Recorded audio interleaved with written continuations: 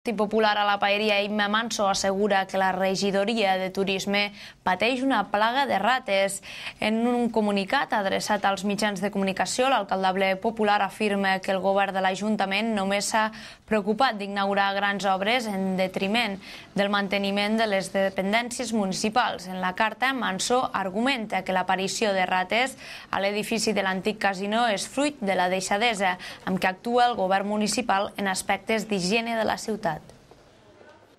Si el senyor Àngel Ros no sap cuidar el seu propi ajuntament i les seves pròpies dependències, difícilment cuidarà el que seria la resta de la ciutat. Jo crec que no ens tenim que deixar enlluernar per les grans obres i després el dia a dia, el que de veritat interessa als ciutadans, com per exemple seria la higiene de la ciutat, es deixi de banda.